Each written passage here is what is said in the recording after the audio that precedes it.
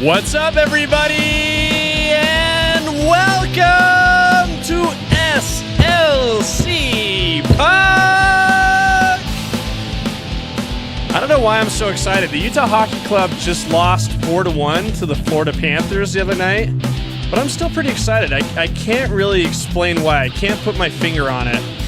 I think that's just because there's a lot of other good stuff happening too, but I think there's some big lessons the Utah Hockey Club can take away from their defeat to the defending Stanley Cup champions. We'll talk about that on today's show. I'm your host, Austin Facer. Thank you for tuning in to SLC Puck. Appreciate the support, appreciate the love, appreciate the camaraderie. I was at the game, the Florida game the other night, and we're recording this right now on Wednesday night, January 9th. Sorry, I'm recording this on Thursday night, actually. Yeah, Wednesday night is when we usually record the show.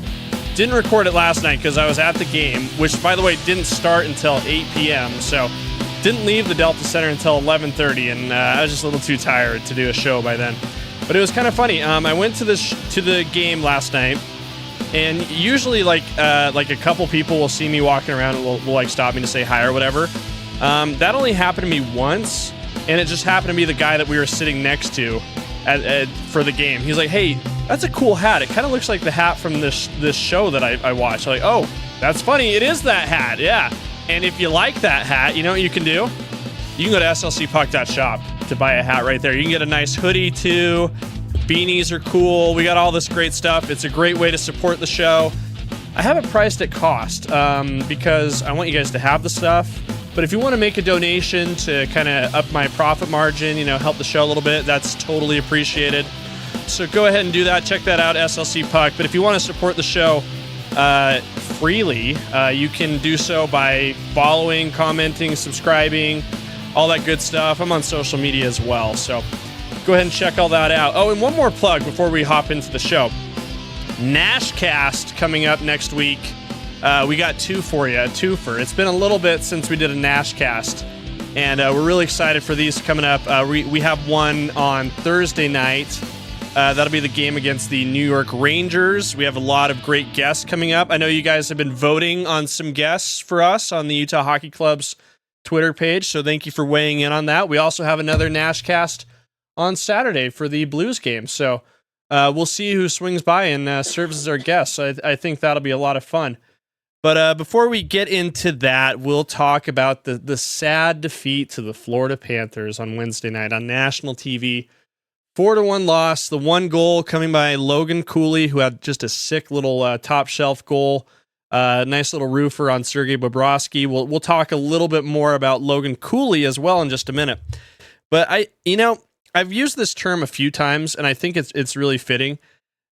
These games to me are kind of like measuring stick games, I think. I think we want to know where the Utah Hockey Club is. We want to know how they stack up against the best of the best. And there is no better team to compare yourself to than the reigning Stanley Cup champions in that instance. And Florida's a really good team. And I think that was pretty obvious there. It was sort of interesting. I was talking about the game with some of my colleagues at work, and we were just, commiserating about the defeat. And my colleague was like, to me, like, it was really obvious that the Utah Hockey Club is kind of like a bunch of boys, and the Florida Panthers are men. And I think that was really the story of the game. When the boys felt a little more grown up, which was early on, they were being a little bit more physical with the Florida Panthers. I thought that was when they were really hanging in there with them. And that was kind of the case with the Dallas game before that too. Like, we saw like a lot of increased physicality out of the Utah Hockey Club. And I think that really makes a big difference for them. It helps keep them in games that they probably otherwise wouldn't be in. But Florida, I'll tell you this, they punch back, they bite, so to speak. The Panthers, they bit back real hard. And they increased their physicality as well. Brady Tkachuk was a little bit of an a-hole. Is it Brady? No, it's Matthew Tkachuk who plays for Florida. I get those guys confused. They're brothers. They kind of look alike. Let me just make sure I have that one right. Yeah, Matthew Tkachuk. He plays for Florida. I should know that. But it's funny. One of my friends texted me. He's like, "Who's this Tkachuk guy? He seems kind of like an a-hole." I'm like, "Well, he is." but he's also a Stanley Cup champion. And I think that's kind of like a big reason why. Like I'll say this, I'm a nice guy. I'm a sweetie pie. I'm gentle, I'm soft, I'm kind, I'm loving. Those are skills that don't translate great into hockey. Those are the kind of guys who don't fare very well at the NHL level. It's a tough game. Hockey is a very physical sport by its nature. It's sort of how it's meant to be. When you're less physical, I think you're less capable of winning hockey games. And I think that's just the case. And for me, like, that's cool. I think that's something that can be learned from the game against Florida. 4-1 loss. Let's really call it a 2-1 loss because they gave up 2 empty net goals at the end of the game. And I'll talk a little bit more about that in just a second. But again, I think there's a lot to be learned from this loss. I think physicality is one thing, but again, like a certain toughness that the Utah Hockey Club really needs to embrace and get better at. To me, I think you look at the Utah Hockey Club as a whole, and it's for me that there's 2 groups of players on this team. There's guys who have won at the NHL level, and there's guys who haven't won on the Utah Hockey Club. And when I talk about guys who have won, I'm talking about the fellas in the locker room and in the clubhouse who have won Stanley Cups. Ian Cole's an example.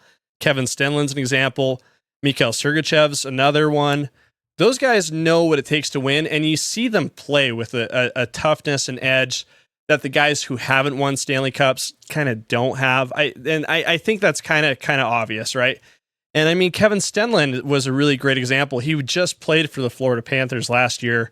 They gave him his Stanley Cup ring at a dinner together. But then he gets on the ice and he's getting in fights with those same guys who gave him a ring the night before. I mean, that's why I wouldn't do well in the hockey world. If someone were to give me a very expensive championship ring, I wouldn't be trying to fight them the next night. I would be very kind and very passive to them. That's why I'm not an NHL player. Kevin Stenlund is, and he's a winner. And I think that's kind of the takeaway you can get from that. Mikhail Sergachev's the same way. He's won 2 Stanley Cups with Tampa Bay, and he's kind of got a little bit of an edge to him. Like, I think his best game of the year was definitely that Montreal game where he scored the game-winning goal in overtime. Do you remember what happened before that? He was all over the ice. He was being a jerk. He was being a little a-hole. He threw that fake punch at Brendan Gallagher, like made him flinch. That was hilarious. But again, you see the guys on the Utah Hockey Club who know what they're doing, who know how to win. They're tough. That's the difference. I think the guys who haven't been there yet, and we're going to use that word as the operative word, yet, because that can and will happen to them, right? I believe in this team. They got to get tough, though. They got to get much tougher. And I think they will. And I think the team is starting to realize that too. I think the lineup changes are sort of reflecting the realization that they have that they need to get a little bit tougher. And I think you guys all know what I'm talking about. Liam O'Brien, Spicy Tuna, has been activated. He's been in the lineup a lot more. It's not a coincidence that he was on the ice at the end of the game when they were trailing 4-1. It's not a coincidence that he took the last face-off and was looking for a fight and nearly had one at the end of the game. The Utah Hockey Club wants that kind of thing to happen. That's just kind of what they need. That's how you win hockey games. It's just the way it is. And the trolls who are on the Facebook groups who say that hockey is too violent, then that if you're in the Utah Hockey Club Facebook groups, you know exactly which post I'm talking about. The guy was trolling, and he got a lot of attention for that. Hockey's a tough sport. The guys fight. They even fight after they get rings from the other guys. It's just the way it is. And I think as this team grows and develops and maybe even changes, like you'll see like new guys come in, they'll make additions, either trades in the middle of the season or in the off season. They're going to bring in guys who are tougher, or they're going to develop that toughness in-house. And I think when I think about the guy who can lead them in this category, it might be one of their youngest players. In fact, I think he is their youngest player. I'm talking about Mr. Logan Cooley, who scored the 1 goal for the Utah Hockey Club the other night. Again, sick top shelf goal. And again, he had kind of an interesting highlight play that I didn't really see what happened from my perspective when I was at the game, but it was kind of an interesting little play. He kind of springs out for, and I'll show you here on the screen here. He springs out for a breakaway here. You'll see this. Nice bank pass. He gets this middle of the ice. He rushes towards the net, and he stops right there. And I was like, at first I was like, God, that's such a dumb move. You know, that's like such a typical Utah Hockey Club play to like pass up like a shot right there. He actually did shoot. I from where I was sitting, I couldn't tell this. I only noticed this on the replay. He actually did shoot. He shot the puck between his legs, actually quite hard. It hit the end board with like a lot of speed. You'll see this replay, this close up. Nate Schmidt almost gets him. He shoots it through his legs, and honestly, Sergei Bobrovsky did not see that. Like you can see, Will Hardy and Ryan Smith did see that. They went, oh my gosh! By the way, how fun is it to see like the Jazz guys enjoying the game? By the way, Lauri Markkanen, I know, has a great time at the games, but I didn't see that, and I was like, after seeing it, I'm like, man, that's a cool play. The thing I do notice, like that's abundantly obvious about Logan Cooley when he's on the ice, the other team hates him. They absolutely despise him. If you've been watching the games this entire season, you know what exactly I'm talking about. It seems like it happens every single night where Logan Cooley will get involved in some sort of kerfuffle, to borrow an expression coined by Andy Larson at the, I don't think he coined it, but he made it famous at the Salt Lake Tribune. He gets involved with stuff. Like guys like messing with him. They like pushing him around. They like doing a little bit of extracurricular, stuff after the whistle. I wonder if it's because he like is saying stuff to them. He's kind of a mouthy kid. He's only 20. He might have a little bit of a mouth on him. These Gen Z kids, they're like weirdly fearless in a way. They have like no fear of God in a way. And I think that's kind of who Logan Cooley is. And I gotta say, I like it. I think that's something the Utah Hockey Club really needs more of. As someone said this was kind of funny. Like he's from Pittsburgh, so you would think he's like a Pittsburgh Penguins fan. I think he was in the Junior Penguins program actually, but you think like his favorite player growing up would have been Sidney Crosby. Actually, his favorite player growing up was probably Crosby's biggest rival in the sport, Alexander Ovechkin, who some people I know call Over Chicken, and I'm pointing at my girlfriend right now. That's what she calls him, but she's laughing. But it's like, it's kind of like shows he's just like a little bit of a contrarian, right? He's like, no, F you. I'm not going to like Sidney Crosby just because I have to. I live in Pittsburgh. I like Alex Ovechkin. Okay, that's just the way. I think that's the kind of attitude he brings to the table, and it also kind of ties into like a thought I've been having recently. We've been talking a little bit about Nashcast. And Tyson and I have been going back and forth talking about like potential guests and like things we want to do on the show. And it's going to be a great show, by the way. So please tune in Thursday and Saturday of next week. But one guest we're strongly considering, we'll see if we can make this happen, is Chris Pronger. And if you know anything about Chris Pronger, he was defenseman in the NHL, probably retired maybe 10 years ago or so, but growing up, very tough dude. He was on the cover of NHL Hits. Was known for being kind of a very physical player, very intimidating, very gruff in a way. But the thing about Chris Pronger that he's kind of made famous, like talking about this like in interviews, is he said when he, what really made the difference for him in his career was to adopt like an alter ego. So he turned into a different person when he was on the ice. He created this character in his mind. He's like, when I'm on the ice, I'm not Chris Pronger. It's not the same Chris Pronger you see off the ice. There's a different Chris Pronger on the ice. So on that same note, and thinking about Logan Cooley too, I think it would be great for Cooley to really lean into this sort of this villainy that he has on the ice. And I would like to see him really lead the charge in the physicality for this team. Again, he's a young kid. We're going to have him here in Utah for quite a while. I'm excited to see him grow, and I would love to see him embrace an alter ego. So I was brainstorming this. I was like, what would be a good alter ego for Logan Cooley? What would work for him? And then it occurred to me, they call him Cools. Cool. That's a cool nickname. It works. But what's cooler than cool? Being ice cold, being frozen.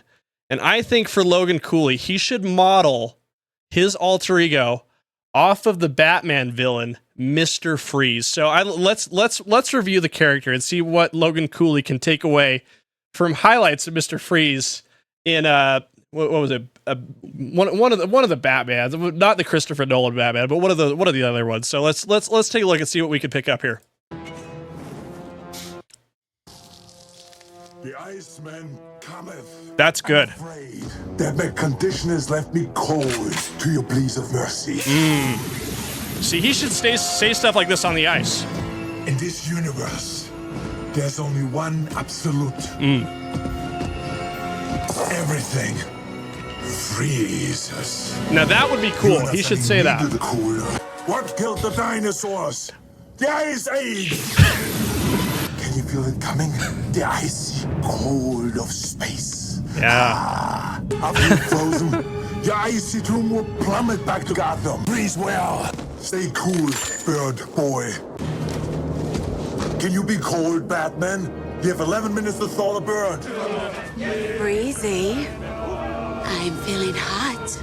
I find that unlikely. Anyway, so it's all there for the taking, Logan Cooley. You see what I mean? It's right there. Review this character. He's played by Arnold Schwarzenegger. He was the governor of California at one point. He's an American icon, an Austrian icon as well. I think there would be no better person to model your alter ego after than Mr. Freeze. So I would review this, and let's kick some ice, Logan Cooley. Let's become Mr. Freeze. I think that would be a lot of fun. Let's finish up the show today. Let's get into our last segment of this episode by hitting up the SLC Puck hotline. SLC Puck hotline, an exciting addition to the show that we implemented a couple weeks ago. It's an opportunity for you guys to call in, leave a voicemail. You can leave a hot take. You can leave a chirp. You can leave a compliment. Those are always really appreciated. And if I like them, if I like what you have to say, I'll play it on the show and I'll respond to it accordingly. And I got a call from a fan the other night, a listener, who had an interesting question. And I think it was especially relevant because we saw this happen twice in the Florida Panthers game. And I think it's worth taking a listen to this fan's take, and then I'll address that. Does that sound like a plan? Good, we'll do that. Okay, so this is from the SLC Puck hotline. Let's listen in. Hi, Austin.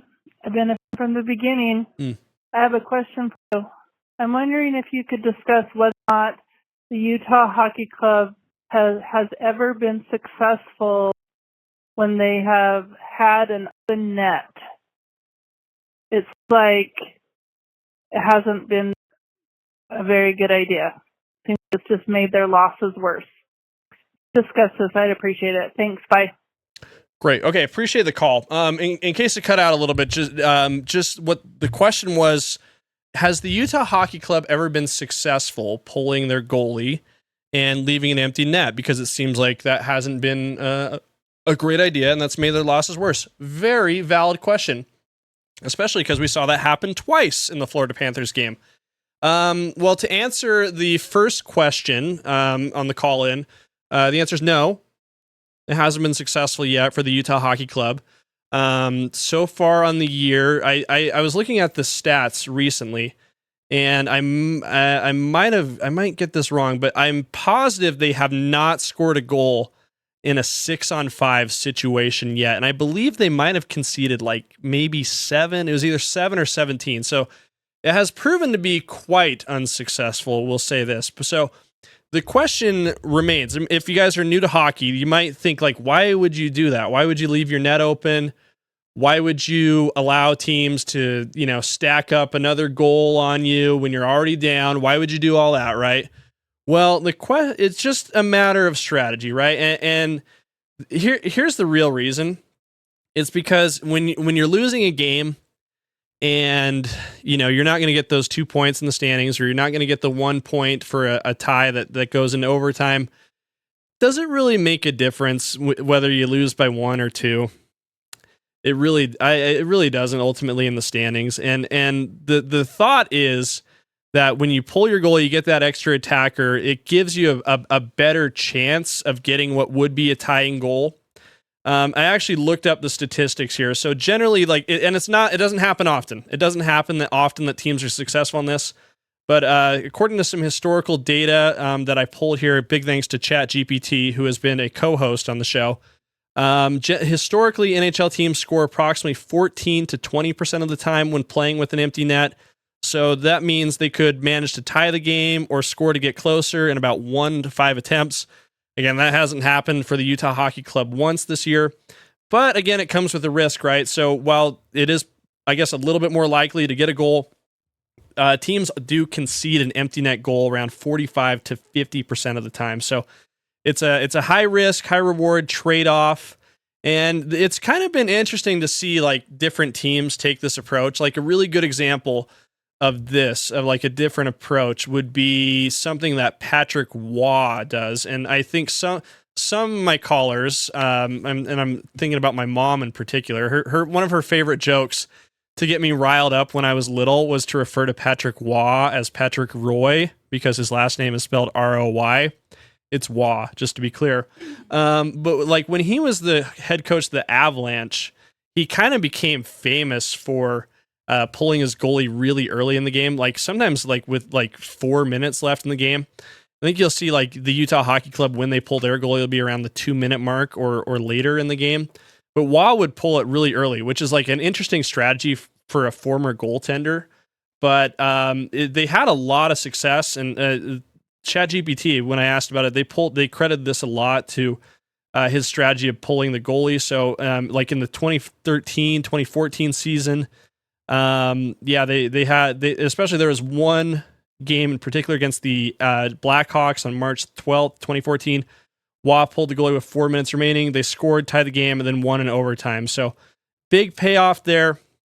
And again, Patrick Waugh is a little bit of a crazy person. If you've been following the NHL for a while, you'll know exactly. I mean, he's done some nutty things on and off the ice. So again, not totally surprising that Waugh would do a high risk, high reward thing, but that's the reason why, is because the teams feel like the risk or the reward outweighs the risk if they're just trying to get that point, go to overtime, or pick up the win. Now, in the case of the Florida game, here's what I think happened. This is my guess. Okay, so they pulled their goalie once when they're down 2-1. The Panthers score to make it 3-1, right? So the game's like now even more out of reach. They pulled their goalie again and allowed the Panthers to score a second time with the empty net to go 4-1. But here's why I think they did that. And again, the reality is the Utah Hockey Club hasn't had success doing this. They haven't scored a single goal 6-on-5. They need to figure it out. They got to find it at a certain point. So I think they pulled their goalie the second time just to get more reps doing it, just to get more practice, to get more game action in that situation. Again, they understood the game was out of reach of that hand. There was not a very high likelihood that they were going to score 2 goals on a 6-on-5 situation. But eventually they're going to need one. They're going to need to score a 6-on-5 goal. And the best way to be ready for that situation is to get the reps while they can, so that they might be trying like a different rotation, a different, positioning scheme.